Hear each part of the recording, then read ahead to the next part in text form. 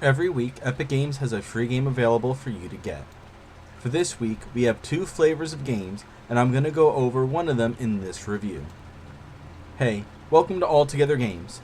I'm the Altogether Gamer. I love games of all kinds, and I'm here to go over and share my thoughts on if this week's free Epic game is worth your time. If you enjoy review videos, make sure to hit that like button, subscribe to the channel, and hit that bell to be notified of future uploads. The zombies are coming and the supplies are running out as we go to The Last Stand Aftermath, a roguelike horror zombie survival game.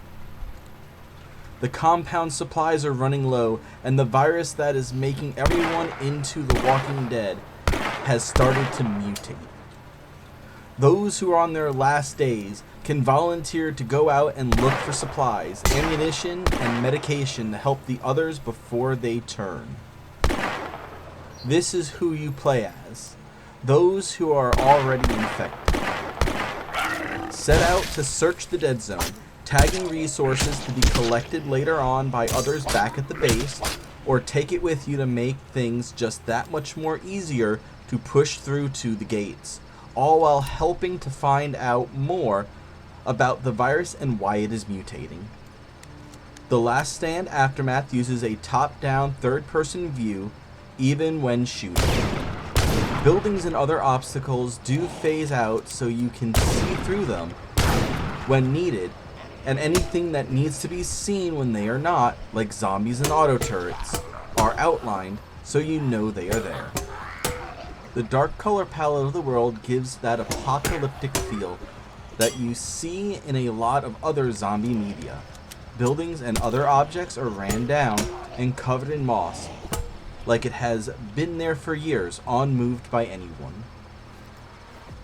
The music is more about the ambient sounds of the world around you.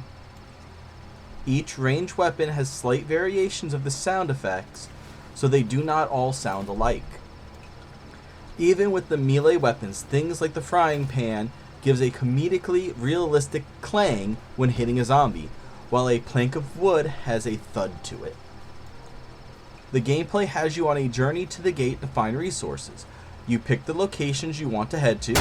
Once there, you search for more gas for the car and pick up other useful things around the map. Find objects for research to gain knowledge points that can be spent in the shop that randomly spawns, or you can use them to upgrade abilities of the volunteers at the base so that they can find more things, have more stamina, or many other things. You can also find supplies that you can take with you or send back to base to unlock things for the armory, or let higher power gear be found on zombies out in the wild. Each run takes around 30 minutes to complete when things go your way and nothing catches you off guard. As time goes on, your maximum health points will be reduced since you are infected by the virus, but as it gets to certain points, you get to pick from 3 random buffs at a time that give you a whole sleuth of abilities to build your character up. From changing your dodge roll into a tackle, or making your bare fist into powerful weapons. This mechanic does give a sense of urgency when exploring, since it can fully turn you into a walker, but without giving you a ticking clock that forces you to panic, but still gives you a clock that you are racing. For people who do not enjoy roguelike games, it can get repetitive or seem hard in the start, since you are meant to die to power up the next person you play as. I did not have any issues with this game at all. I don't really have a thing I personally didn't like, but the flying zombie glitch was funny.